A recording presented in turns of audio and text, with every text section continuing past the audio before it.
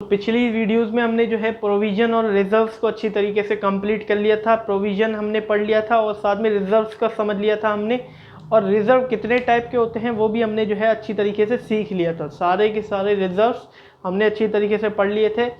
अब हम जो है अगले चैप्टर की ओर बढ़ते हैं जिसका नाम है financial statement. Most important chapter में से जो है कहूँगा इस वीडियो में हम जो है इसको स्टार्ट करने वाले हैं। तो हेलो दोस्तों, मैं नीरज सिंह स्वागत करता हूँ आपका मेरे यूट्यूब चैनल पे। आज हम जो है chapter 16 financial statement, most important chapter, इसको जो है हम शुरू करने जा रहे हैं जो कि एनआईओएस का है। अगर आपके इस कंटेंट में इंटरेस्ट है एनआईओएस के कंटेंट में, चाहे वो अकाउंट्स हो गया, कॉमर्स से रिलेटेड होना चाहिए, चाहे वो अकाउंट्स हो गया, बिजनेस हो गया, आगे आने वाली वीडियोज़ में जो है इकोनॉमिक्स भी आएगा, तो प्लीज़ मेरे चैनल को ज़रूर से ज़रूर सब्सक्राइब कर दीजिएगा। अपने फ्रेंड्स को बोलिए, अपने रिलेटिव्स को बोलिए कि वो भी सब्सक्राइब कर दे अगर उसे इस कंटेंट में इंटरेस्ट है तो चलिए आइए बिना टाइम वेस्ट किए इस वीडियो को शुरू करते हैं।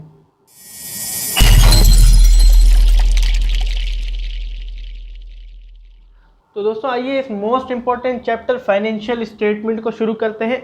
अब इसके जो है वो 3 चैप्टर हैं। एक है फाइनेंशियल स्टेटमेंट एन इंट्रोडक्शन जो कि चैप्टर 16 है, दूसरा है फाइनेंशियल स्टेटमेंट 1 जो कि चैप्टर 15 है, तीसरा है फाइनेंशियल स्टेटमेंट 2 जो कि हमारा जो है 6 मेरे ख्याल से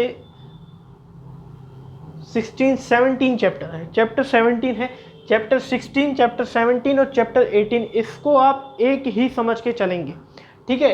इसके अंदर आपको जो है फाइनेंशियल स्टेटमेंट्स को समझाया जाएगा, फिर अगले चैप्टर्स में आपको अकाउंट समझाए जाएंगे, फिर उसके अकाउंट्स और बैलेंस शीट्स भी समझाई जाएंगी, फिर उसके अगले चैप्टर में आपको जो है एडजस्टमेंट्स करनी होगी, ठीक है। मोस्ट इंपॉर्टेंट चैप्टर मैं कहूँगा इसको। 8 मार्क्स का क्वेश्चन आपका बनता है इस चैप्टर में से, ठीक है। मैं सिर्फ इस चैप्टर की बात नहीं कर रहा, चैप्टर 16, 17 एंड 18, ठीक है, क्योंकि ये भी समझना आपको ज़रूरी है। इसमें से 8 मार्क्स का क्वेश्चन 100% गारंटी है बनेगा, और इसमें मैं भी आपको बताऊं कि 100% गारंटी है कि उस क्वेश्चन में आप फंसोगे अगर आपने ये वीडियोस नहीं देखी, ठीक है। 8 मार्क्स का क्वेश्चन इसमें से आएगा। Financial statement most important chapter में जो है इसको कहूँगा, ठीक है। इसको जो है फाइनल अकाउंट भी बोला जाएगा, फाइनल अकाउंट्स, इसको जो है फाइनल अकाउंट्स भी बोला जाता है। ये साल के एंड में बनते हैं, ठीक है। तो सबसे पहले समझते हैं फाइनेंशियल स्टेटमेंट को कि वो क्या होती है, ठीक है। तो दोस्तों क्या होता है कि हम बिजनेस करते हैं, ठीक है। बिजनेस में बहुत सी एक फाइनेंस एक्टिविटीज़ करते हैं, हम सेल करते हैं, परचेज करते हैं, एसेट खरीदते हैं, एसेट को बेचते हैं, लायबिलिटीज़ मतलब कुछ हमारे पे लायबिलिटीज़ होती हैं, रिस्पॉन्सिबिलिटीज़ होती है, ठीक है। हम एक्सपेंस करते हैं, हमारी इनकम्स आती है, बहुत सी ऐसी ऑपरेशनल फाइनेंशियल एक्टिविटीज़ हम जो है करते हैं। तो इसको हमें रिजल्ट चाहिए। रिजल्ट से मतलब कि हमें प्रॉफिट हुआ है या लॉस हुआ है ये जानने के लिए हम जो है ये फाइनेंशियल स्टेटमेंट्स को प्रिपेयर करते हैं, और साथ में हमारी जो है बिजनेस की क्या पोजीशन है उसको जानने के लिए हम जो है फाइनेंशियल स्टेटमेंट्स को प्रिपेयर करते हैं। देखिए दोस्तों, रिजल्ट बहुत महत्वपूर्ण होता है। अगर हम पढ़ते हैं, पूरा साल हम पढ़ते रहते हैं, हम एग्ज़ाम देते हैं, हमें भी ये पता होना चाहिए, ये हमें पता होने की इच्छा होती है कि हम जितना पढ़े हैं उसका रिज़ल्ट क्या है, आखिर उसका परिणाम क्या है। तो हमारा जो है रिपोर्ट कार्ड एक बनता है जिसमें हमें रिज़ल्ट मिलता है कि हमने जो है हमारी साल की मेहनत ये रंग लाई है, ठीक है। हर चीज़ का हमें जो है रिज़ल्ट चाहिए होता है, ऐसे बिजनेस को भी अपना रिज़ल्ट चाहिए होता है।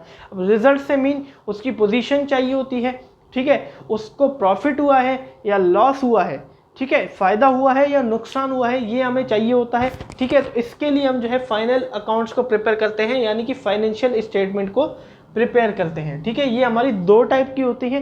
पहला जो हमारा आ जाता है वो होता है इनकम स्टेटमेंट, ठीक है। दूसरा हमारा जो है वो फाइनेंशियल स्टेटमेंट में आ जाती है पोजीशन स्टेटमेंट। अब वो दोनों क्या है वो भी दोनों मैं आपको जो है समझाता हूँ, ठीक है। फाइनेंशियल स्टेटमेंट क्या होती है, देखो, financial statement are the statements, ये एक स्टेटमेंट्स होती हैं that are prepared at the end of accounting period. ये क्या होती है कि अकाउंटिंग पीरियड के एंड में प्रिपेयर होती हैं। अब वो अकाउंटिंग पीरियड कुछ भी हो सकता है, जैसे कि वो कैलेंडर ईयर भी हो सकता है, फाइनेंस ईयर भी हो सकता है। ये मैंने आपको जो है अकाउंटिंग पीरियड कॉन्सेप्ट में अब मैंने आपको सिखाया था। जैसे कि अब मान लीजिए कि अप्रैल 1 से लेके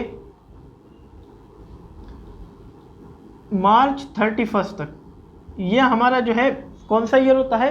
फाइनेंस ईयर, ठीक है। और जनवरी 1 से लेके दिसंबर 31 तक ये हमारा जो है कैलेंडर ईयर होता है। अब वो अकाउंटिंग पीरियड जो है कोई भी हो सकता है, कैलेंडर ईयर भी हो सकता है या फाइनेंशियल ईयर भी हो सकता है, ठीक है।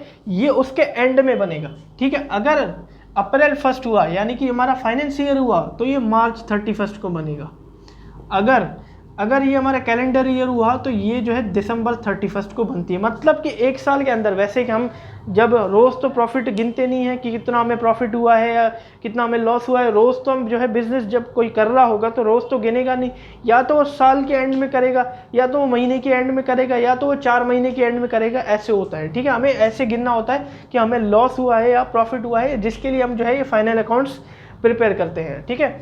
Which is generally 1 year. Generally क्या होता है? ये 1 ईयर होता है। अब जनरली होता है, मैंडेटरी नहीं है, ठीक है। जनरली सब कंपनियां, सब फर्म जो है 1 साल का प्रॉफिट निकालती हैं, ठीक है। अब वो कोई 1 महीने का भी निकालेगा, 4 महीने का भी निकालेगा, 6 महीने का भी निकालेगा, ठीक है।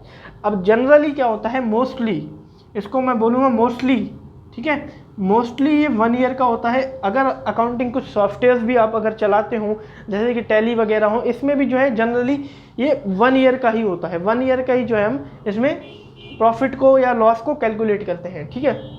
अब दीज इंक्लूड, इनके अंदर हम क्या, फाइनेंशियल स्टेटमेंट के अंदर हम क्या बनाते हैं? इनकम स्टेटमेंट बनाते हैं एक तो, ठीक है। और दूसरा हम क्या बनाते हैं? Position statement. एक इनकम स्टेटमेंट बनाते हैं, एक पोजीशन स्टेटमेंट बनाते हैं। अब इनकम स्टेटमेंट में हम जो है ट्रेडिंग और प्रॉफिट एंड लॉस अकाउंट बनाते हैं, trading and profit and loss account, ठीक है। ये मैं आपको सिखाऊंगा। फिर पोजीशन स्टेटमेंट में हम जो है बैलेंस शीट बनाते हैं। पोजीशन में इसको जो है पोजीशन स्टेटमेंट भी बोला जाता है और बैलेंस शीट भी बोला जाता है, और trading and profit and loss account को जो है इनकम स्टेटमेंट भी बोला जाता है। ये ईयर के एंड में बनते हैं। अब इस profit and loss, trading and profit and loss account के अंदर हमें जो है प्रॉफिट हुआ है हमारे बिजनेस को या लॉस हुआ है, साथ में हमारे खर्चे कितने हुए, साथ में हमारे एक्सपेंसेस कितने हुए, वो सब जाना जाता है। सारी मतलब कि फाइनेंशियल एक्टिविटीज इसके अंदर आती है। और बैलेंस शीट के अंदर हमारे बिजनेस की क्या पोजीशन है, ठीक है, बिजनेस की हमारी क्या पोजीशन है उसको जाना जाता है, तभी इसको जो है पोजीशन स्टेटमेंट बोला जाता है। इसके अंदर हमारे सारे एसेट्स आ जाते हैं, हमारी कंपनी के सारे एसेट्स और हमारी कंपनी की सारी लायबिलिटीज आ जाती हैं, ठीक है। इससे हमारे जो है बिजनेस की पोजीशन का पता लगता है कि हमारे एसेट ज़्यादा है कि हमारी लायबिलिटीज ज़्यादा है, ठीक है। इससे हम प्रॉफिट, हमारे बिजनेस को प्रॉफिट हुआ है या लॉस हुआ है वो जाना जाता है, और बैलेंस शीट से हमारे बिजनेस की क्या पोजीशन है उसको जाना जाता है। तो उम्मीद है दोस्तों आप जो है मीनिंग और नीड दोनों आप जो है समझ गए होंगे फाइनेंशियल स्टेटमेंट की, ठीक है। ये एक स्टेटमेंट्स होती हैं जिसमें हमारे जो है बिजनेस के रिजल्ट्स को जानने के लिए बनाई जाती है। बिजनेस को प्रॉफिट हुआ है या बिजनेस को लॉस हुआ है, बिजनेस ने कितने एक्सपेंसेस किए हैं, बिजनेस की कितनी इनकम्स हैं, और बिजनेस की हमारी क्या पोजीशन है उसको जानने के लिए जो स्टेटमेंट्स बनाई जाती हैं वो उसको हम कहते हैं फाइनेंशियल स्टेटमेंट, और उसको फाइनल अकाउंट्स भी बोला जाएगा। इनके अंदर 2 स्टेटमेंट्स आती हैं, इनकम स्टेटमेंट और पोजीशन स्टेटमेंट, जिसको हम trading and profit and loss account भी कहते हैं और बैलेंस शीट भी कहते हैं, ठीक है दोस्तों। तो ये दोस्तों इसके ऑब्जेक्टिव्स करते हैं कि फाइनेंशियल स्टेटमेंट बनाने के क्या ऑब्जेक्टिव होते हैं, आखिर क्यों ये जो है फाइनेंशियल स्टेटमेंट्स बनाई जाती हैं। देखिए दोस्तों ये मोस्ट इंपॉर्टेंट चैप्टर मैं इसलिए कहूँगा क्योंकि ये अकाउंटिंग प्रोसेस के अंदर आता है। अकाउंटिंग प्रोसेस में हमने पढ़ा था कि सबसे पहले हम बिजनेस के ट्रांजैक्शन को आइडेंटिफाई करते हैं, फिर उसको रिकॉर्ड करते हैं, फिर एनालाइज करते हैं, समराइज करते हैं, और क्या करते हैं, प्रिपेयरिंग द फाइनेंशियल स्टेटमेंट, ठीक है। लास्ट में हम क्या करते हैं, प्रॉफिट को गिनते हैं। अब वो प्रॉफिट इसी से ही गिना जाता है, ठीक है। उसके बाद हम जो है वो कम्युनिकेट करते हैं अपने यूजर्स से, ठीक है। यूजर्स हमारे जो बिजनेस में हेल्प करते हैं, ये ऑलरेडी मैंने आपको जो है फर्स्ट चैप्टर में सिखा रखा है, ठीक है। ये इसीलिए भी जो है इंपॉर्टेंट चैप्टर कहा जाएगा। इसी से ही हमारा जो है प्रॉफिट हुआ है या बिजनेस को लॉस हुआ है, इसी फाइनेंशियल स्टेटमेंट्स में हमारे जो है इन्वेस्टर बढ़ भी सकते हैं, इन्वेस्टर घट भी सकते हैं, ठीक है। वो कैसे आपको जो है ये चैप्टर पढ़ते समझ में आ जाएगा। ऑब्जेक्टिव सबसे पहले इसके पढ़ते हैं। सबसे पहले है ascertaining the result of business operation, देखिए दोस्तों, अगर हम कुछ चीज़ पे मेहनत करते हैं तो उसका रिजल्ट जान के हमें जो है बहुत अच्छा लगता है। अब वो रिजल्ट बुरा होता है कभी कभी या कभी कभी अच्छा होता है। बुरा होता है तो हम क्या करते हैं, उस गलतियों को सुधार के अच्छा करने की कोशिश करते हैं। अच्छा होता है तो हम खुश होते हैं, ठीक है। अब इसी से ही जो बिजनेस ऑपरेशन यानी कि बिजनेस की जो फाइनेंसिंग एक्टिविटीज़ हमने पूरे साल की है, हमने सेल किया है, परचेज किया है, हमने एक्सपेंसेस किए हैं, हमने रेवेन्यूज़ हमारे पास आई, हमने एसेट खरीदे हैं, बेचे हैं, ठीक है, ये सारी हमने जो है फाइनेंसिंग एक्टिविटीज़ की हैं, इसका रिजल्ट यानी कि एक हिसाब से समझ लो कि रिजल्ट्स हमें जो बिज़नेस के ऑपरेशन से जो हमने एक्टिविटीज़ की हैं बिज़नेस की, उसके रिजल्ट्स कि हमें प्रॉफिट हुआ है या लॉस हुआ है ये जानना है। इससे हमें ये पता लगता है सबसे इम्पोर्टेंट। हम अकाउंटिंग, हमारा मेन मोटिव अकाउंटिंग करने का यही तो होता है कि हमें जो है रिजल्ट पता लगे बिजनेस का, कि हमें प्रॉफिट हुआ है कि हमें लॉस हुआ है, ठीक है। अकाउंटिंग मेन इसलिए हम करते हैं, ठीक है। सबसे मेन मैं इसको बोलूँगा कि ascertaining the result of business operation, कि हमें प्रॉफिट हुआ है या लॉस हुआ है ये जानने के लिए हम फाइनेंशियल स्टेटमेंट प्रिपेयर करते हैं। सबसे पहला ऑब्जेक्टिव हमारा यही है। दूसरा, ascertaining the financial position. Financial position किससे निकलती है भाई? बैलेंस शीट से निकलती है। तो ये भी एक ऑब्जेक्टिव है कि हमें अपने बिजनेस की फाइनेंशियल पोजीशन भी पता लग जाती है कि किस पोजीशन पे अभी हमारा बिजनेस चल रहा है। हमारे कर्जे ज़्यादा हैं कि हमारे पास संपत्तियां ज़्यादा हैं, हमारे पास एसेट्स ज़्यादा हैं कि हमारे पास लायबिलिटीज़ ज़्यादा है। इससे हम अपने बिजनेस को गोइंग कंसर्न बना सकते हैं, ठीक है। तो इसीलिए भी हम जो है फाइनेंशियल स्टेटमेंट्स को भी प्रिपेयर करते हैं। तो ये भी एक जो है ऑब्जेक्टिव आ जाता है कि हमारी बैलेंस शीट बना के एक जो है बिजनेस की पोजीशन निकल के हमारे सामने आ जाती है। थर्ड आ जाता है सोर्स ऑफ इंफॉर्मेशन। मैं भी इसको कहूँगा कि सोर्स ऑफ इंफॉर्मेशन है, ठीक है। ये एक सोर्स है इंफॉर्मेशन का। इससे हमारे बिजनेस की सारी इंफॉर्मेशन हमारे सामने आ जाती है। हमारे एक्सपेंसेस सामने आ जाते हैं, हमारी रेवेन्यूज सामने आ जाती हैं, हमारे एसेट्स सामने आ जाते हैं, हमारी लायबिलिटीज सामने आ जाती हैं, हमारी परचेजेज, हमारी सेल्स सब हमारे सामने आ जाती हैं। इससे हम जो है इम्पोर्टेंट फाइनेंशियल डिसीजन ले सकते हैं, ठीक है। जो हमारा फाइनेंस मैनेजिंग है उसको हेल्प मिल सकती है कि हमारे जो फाइनेंस है उसकी प्रॉपर अच्छे से यूटिलाइजेशन में उसको हेल्प मिल सकती है, ठीक है। वो इनकम स्टेटमेंट या पोजीशन स्टेटमेंट देख के जो है फाइनेंस की सही यूटिलाइजेशन कर सकता है, ठीक है। तो ये भी हमारा जो है एक ऑब्जेक्टिव होता है फाइनेंशियल स्टेटमेंट को बनाने का। फोर्थ आ जाता है हेल्प इन मैनेजेरियल डिसीजन। देखिए दोस्तों, मैंने अभी अभी आपको बताया कि इससे जो है ये सोर्स ऑफ इंफॉर्मेशन है, इससे हमें सब पता लग जाता है। एक्सपेंसेस हो गया, रेवेन्यूज हो गई, लायबिलिटीज, एसेट सब हमें पता लग जाता है कि खर्चे कितने हुए, इनकम्स कितनी हुई, संपत्तियां कितनी है, लायबिलिटीज हमारे पास कितनी है। तो इससे हम एक मैनेजरियल डिसीजन ले सकते हैं, मैनेजमेंट का एक डिसीजन ले सकते हैं बिजनेस को आगे बढ़ाने के लिए, ठीक है। वो डिसीजन मैनेजर यानी कि मैनेजमेंट पे मैनेजमेंट पे डिपेंड करता है कि वो क्या हो सकता है, लेकिन इसे देख के वो लिया जा सकता है। अगर हमारा मतलब कि एसेट कोई नया खरीदना हो, ठीक है, तो ये भी हम जो है फाइनेंशियल स्टेटमेंट्स में देख सकते हैं, क्योंकि पोजीशन में हमें ये बता दिया होता है कि हमारे पास एसेट्स कितने हैं। तो इससे हम देख सकते हैं आगे खरीद रहे हैं कि नहीं। अगर हमारा बिजनेस लॉस में जा रहा है तो ये भी डिसीजन हो सकता है कि कोई अच्छा सा डिसीजन ले ले कि हमारा जो है प्रॉफिट, हमारा जो है बिजनेस प्रॉफिट में चला जाए। तो ये भी जो है, इसलिए भी हम जो है एक फाइनेंशियल, ये भी हमारा एक ऑब्जेक्टिव होता है कि हम फाइनेंशियल स्टेटमेंट को प्रिपेयर करते हैं। फिफ्थ आ जाता है कि an index of solvency of the concern. Solvency of the concern मतलब, पहले आप इंसॉल्वेंट मैंने आपको समझाया था, इंसॉल्वेंसी, ठीक है।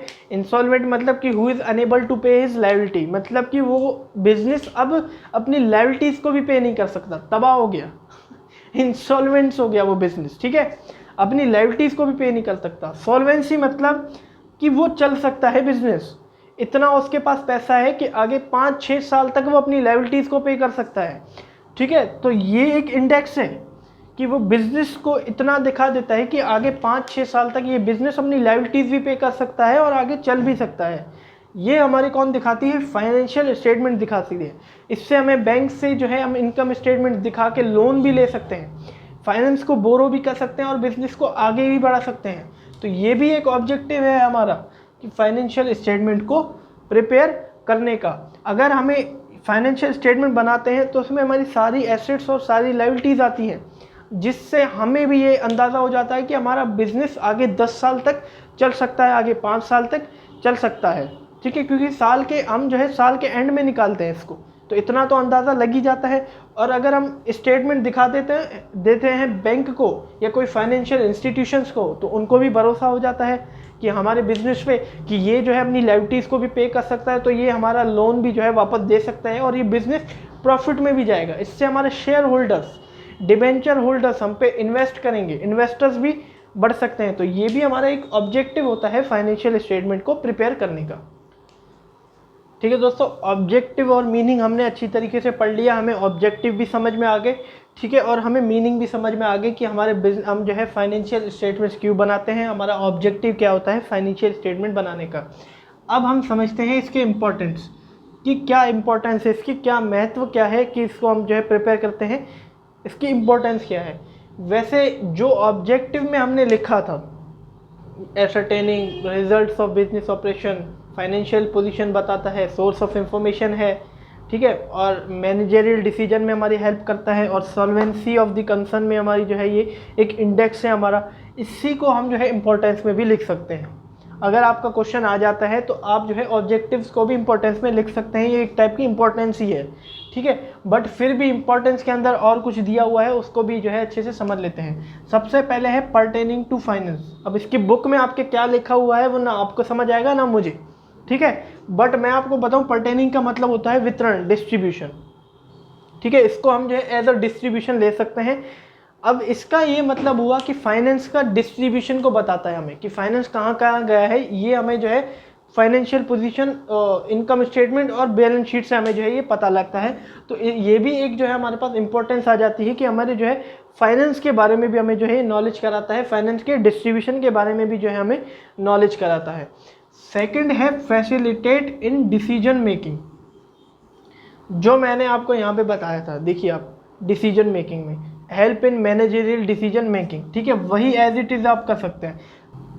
अब ये इंपॉर्टेंस में इसलिए दिया गया था, डिसीजन मेकिंग सिर्फ ये हमारे बिजनेस की डिसीजन मेकिंग में मदद नहीं करता, बाहर के लोग जो होते हैं यानी कि एक्सटर्नल यूजर्स, मैंने आपको पढ़ाया था, ठीक है, ये उसको भी हेल्प करता है डिसीजन मेकिंग करने में। क्योंकि हम अगर फाइनेंशियल स्टेटमेंट्स बनाते हैं तो उसमें हम बैलेंस शीट को भी बनाते हैं, और बैलेंस शीट ही हमारे बिजनेस का एक, मैं आपको बोलूँ, पन्ना है जो हमारे कंपनी को या फर्म को बताता है कि ये सक्सेस में है या लॉस में है, मतलब कि हमारे बिजनेस को सक्सेस हुआ है या हम फिर नीचे उतर गए हैं, ठीक है, ये बताता है। तो वही जो फाइनेंशियल, यानी कि अगर हम मान लीजिए कि शेयर कैपिटल हो हमारी, हम शेयर्स पे अपना जो है, मान लीजिए कि हम जो है शेयर्स पे अपनी कैपिटल, हमारी जो कैपिटल सारी चल रही है वो शेयर कैपिटल हो, ठीक है, हमने शेयर इशू करके अपने बिजनेस को चलाया है, शेयर से पैसा जो फाइनेंस को बोरो करके जो है हमने चलाया है।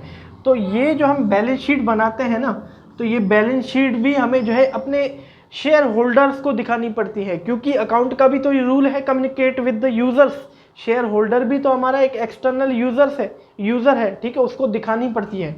तो उसको भी ये हेल्प करता है डिसीजन मेकिंग में, क्योंकि फाइनेंशियल पोजीशन स्टेटमेंट जो होती है, बैलेंस शीट, वही हमारे बिजनेस को दिखाती है कि हमारा बिजनेस प्रॉफिट में जा रहा है या लॉस में जा रहा है, कि हमारा बिजनेस सक्सेस में है या नहीं।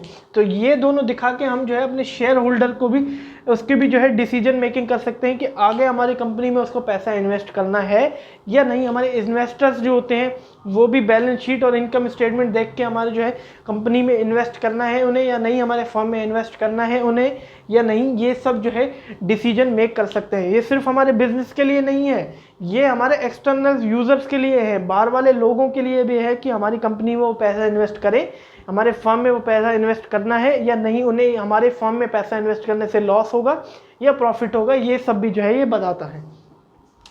थर्ड हमारा आ जाता है शोइंग ऑपरेशनल परफॉर्मेंस। हमारी जो है ऑपरेशनल परफॉर्मेंस को शो करता है, हमारी जो हमने जो बिजनेस एक्टिविटीज़ करी होती हैं उसको भी ये जो है शो करता है।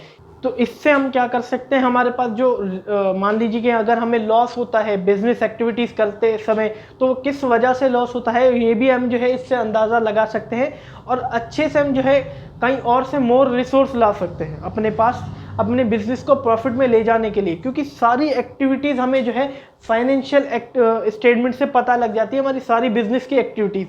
हम अगर खर्चे ज़्यादा कर रहे हो, मान लीजिए कि ये जो है पिछले सिर्फ इस साल की नहीं दिखाता स्टेटमेंट, ये पिछले साल की भी हमें दिखाएगा, ठीक है। तो पिछले साल से इस साल क्या कॉज हुआ है कि हमारा प्रॉफिट कम हुआ है, हमने एक्सपेंस ज़्यादा करे होंगे, अब वो किस फालतू जगह हमने एक्सपेंस किया वो भी ये बताएगा, ठीक है। फिर अगले साल से हम वो कम करेंगे, मोर रिसोर्स हमारे पास आ सकते हैं अपने प्रॉफिट कमाने के लिए, कि हम क्या गलती कर रहे हैं बिजनेस में कि हमें प्रॉफिट नहीं हो रहा, उसको भी बताएगा। अब वो हमारी जो है ऑपरेशनल परफॉर्मेंस से ही पता लगेगा, हमारी बिजनेस एक्टिविटीज से भी पता लग सकता है, ठीक है। तो ये परफॉर्मेंस भी हमारी बिजनेस को शो करता है। तो धन्यवाद दोस्तों मेरी वीडियो के एंड तक देखने के लिए। इस वीडियो में हमने जो है फाइनेंशियल स्टेटमेंट चैप्टर को शुरू कर दिया है। इस चैप्टर से आपका 8 मार्क्स का क्वेश्चन हमेशा बनता है। अब ये तो फिलहाल आपके एग्जाम में आने वाला है नहीं, बट मैं बोल सकता हूँ कि ऑब्जेक्टिव टाइप क्वेश्चन में जो है ये भी आपकी थ्योरी भी आ सकती है, उसमें से आपको जो है टिक करना होता है, इसीलिए आप जो है थ्योरी पढ़ोगे तभी आप जो है वो ऑब्जेक्टिव टाइप क्वेश्चन भी कर पाओगे। तो इसके लिए हमें जो है ये थ्योरी भी पढ़ना ज़रूरी है, क्योंकि हमें समझ में आ जाता है कि हम ये अकाउंट्स क्यों बना रहे हैं, क्यों प्रिपेयर कर रहे हैं। तो धन्यवाद दोस्तों मेरी वीडियो को एंड तक देखने के लिए। अगर आपको वीडियो अच्छी लगी हो तो मेरी वीडियो को ज़रूर से ज़रूर लाइक कर दीजिएगा। अगर चैनल के कंटेंट में इंटरेस्ट है तो प्लीज़ मेरे चैनल को ज़रूर से ज़रूर सब्सक्राइब कर दीजिएगा। चलते हैं हम भी। Have a nice day.